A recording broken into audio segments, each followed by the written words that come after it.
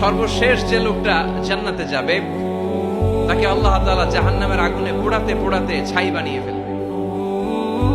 আল্লাহ বলবেন, জিব্রাইল যাও একটু দেখো, একটা মাত্র সেজদা দিয়েছে আমাকে, এরকম কাউরে পাওয়া যায় কিনা। পাটি চালান দিয়ে দেখো পাওয়া যায় কিনা।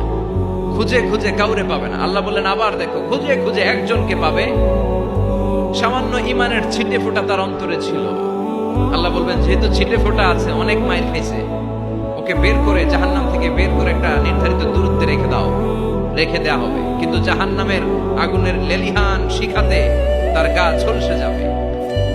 সে আল্লাহর ডেকে বলবে, মাবুদ তোমার কাছে আমি কিছু চাই না, জাহান্নাম থেকে তুমি আমাকে বের করেছো, জীবন নদীর পানি তুমি আমার গায়ের মধ্যে ঢেলে দিয়েছো, আমি আবার সজীবতা ফিরে পেয়েছি। আমি তোমার কাছে জান্নাত চাই না, শুধু নিরাপদ একটা দূরত্বে আমাকে রেখে আসো, যাতে জাহান্নামের আগুন আমারে কষ্ট দিতে না পারে। আল্লাহ, আমি কিন্তু তোমার কাছে জান্নাত চাই না। কি চাই না? জান্নাত চাই না, কিন্তু জাহান্নামের আগুন আমারে কষ্ট দিচ্ছে, এতটা দূরত্বে রাখো যাতে জাহান্নামের আগুন আমার গায়ে না লাগে। আল্লাহ বললেন, ওকে রাখবো, কিন্তু আমার সাথে একটা কন্ট্রাক্টে যেতে হবে, যে এটা তোমাকে দিলে তুমি আর নতুন করে কিছু চাবা না। সে বলবে আমি রাজি, কন্ট্রাক্ট হয়ে যাবে। আল্লাহ জিব্রাইলকে বলবেন, যাও এমন দূরত্বে রাখো যাতে জাহান্নামের আগুনের কষ্ট না দেয়। রেখে আসা হবে, অনেক দিন সে ওখানে আনন্দে থাকবে, আল্লাহ শুকরিয়া করবে। সে মনে মনে বলবে, বেঁচে গিয়েছি, আমি বেঁচে গিয়েছি, জীবনে আর কিছু চাই না, জাহান্নাম থেকে আমি বেঁচে গিয়েছি। অনেকদিন থাকার পরে মনে মনে ভাববে, বাইসা তো গেছি, কিন্তু নতুন করে একটু ট্রাই করে দেখি, জাহান্নামের সৌন্দর্যের দৃশ্য একটু চোখ দিয়ে অবলোকন করা যায় কিনা। সে আল্লাহরে ডেকে বলবে, আল্লাহ ইনদি সুআল, আমার একটা ফরিয়াদ আছে। কি ফরিয়াদ? আল্লাহ আগেই বলে রাখি, আমি কিন্তু জান্নাতে যেতে চাই না। আল্লাহ বলবেন, কি চাও? সে বলবে, আল্লাহ তোমার জান্নাতটা তুমি কত সুন্দর করে বানিয়েছো, আমি একটা নজর শুধু দেখতে চাই। জান্নাতের দরজার সামনে নিয়ে যদি আমারে বসিয়ে রাখো, দ্যাটস ইনাফ, আর কিছু চাই না, শুধু জান্নাতের দরজার সামনে। আল্লাহ বললেন, তুই না ওয়াদা করেছিস, তুই না চুক্তি করেছিস। সে বলবে, আল্লাহ আমারে হতভাগা বানাইয়া তোমার কি লাভ? সুবহানাল্লাহ পড়েন, আমারে তুমি হতভাগা বানিও না। আল্লাহ বলে, ঠিক আছে, আবার সিগনেচার কর যে জান্নাতের দরজার সামনে বসিয়ে দিলে আর কিছু চাবি না। সে সিগনেচার করে বলে, আমি চাবো না। আল্লাহ বললেন, জিব্রাইল বেচারারে ধরে জান্নাতের গেটের সামনে বসায় দে। এবার জান্নাতের গেটের সামনে বসে বসে জান্নাতের সৌন্দর্য দেখা শুরু করবে। সুবহানাল্লাহ, এমন সৌন্দর্য যেটা চোখ দিয়ে কেউ দেখে নাই, কান দিয়ে শুনে নাই। ওই সৌন্দর্য চোখে দেখে, কান দিয়ে আওয়াজ শুনে মাগার ভোগ করতে পারে না। অন্তরে জ্বালা আছে না নাই?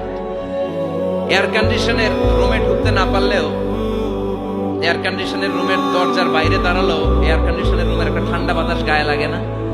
কথা বলেন। ও যখন জান্নাতের দরজার সামনে দাঁড়াবে, ওর গায়েও এরকম জান্নাতের ঠান্ডা বাতাসের হিমেল ছোঁয়া গাটাকে শীতল করে দিবে।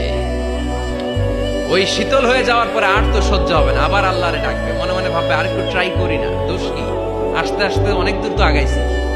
সুবহানাল্লাহ কইবেন না? এবার আল্লাহরে বলবে, আল্লাহ ইনদি সুআল, আল্লাহ তুমি যদি কোনো বিষয়ে নতুন করে ডিসিশন নাও, তোমারে জিজ্ঞেস করার মতো কি কেউ আছে? আল্লাহ বলে, না, আমি তো সব রাজার বড় রাজা, মহারাজা, আমার উপরে তো কারো কথা চলে না। ওই হতভাগা লোকটা বলবে, আল্লাহ এত সুন্দর জান্নাত তুমি বানালাম, চোখ দিয়ে সৌন্দর্য দেখি, কান দিয়ে আওয়াজগুলো শুনি, হুর আর গেলমান হেঁটে বেড়ায়, এত সুন্দর জান্নাত চোখ দিয়ে দেখি, ঢুকতে পারি না, আমারে কষ্ট দিয়ে তোমার কি লাভ? ও আল্লাহ, আমারে তুমি মাফ করে দাও, জান্নাতের জিবার মধ্যে এক কর্নারে তুমি একটু আমারে জায়গা করে দাও। আল্লাহ বলবেন, ওয়াই হাক ইবনা আদম, তোর ধ্বংস হোক হে আদম জাত, মা আগদারাকা, তোর যে বড় গাদ্দার আমি আমার সৃষ্টিকুলে কাউরে দেখি নাই, কারণ তুই আমার সাথে চুক্তি করিস আর চুক্তি ভঙ্গ করিস। আল্লাহর রহমতের দরিয়ায় তখন জোশ খেলে যাবে, ওর আকুতি মিনতি চাহনি আল্লাহর রহমতের দরিয়ার মধ্যে জোশ লাগিয়ে দিবে। আল্লাহর দয়া হয়ে যাবে, মায়া হয়ে যাবে। আল্লাহ বলবেন, ঠিক আছে, জান্নাতে যা। লোকটা এবার এক দৌড়ে জান্নাতের ভিতরে ঢুকে যাবে। লোকটার দৌড় দেখে আবার লোকটারে আল্লাহ ডেকে বলবে, একটু দাঁড়া, একটু দাঁড়া, জান্নাত তো দিছি, তো দৌড় দিলি কেন?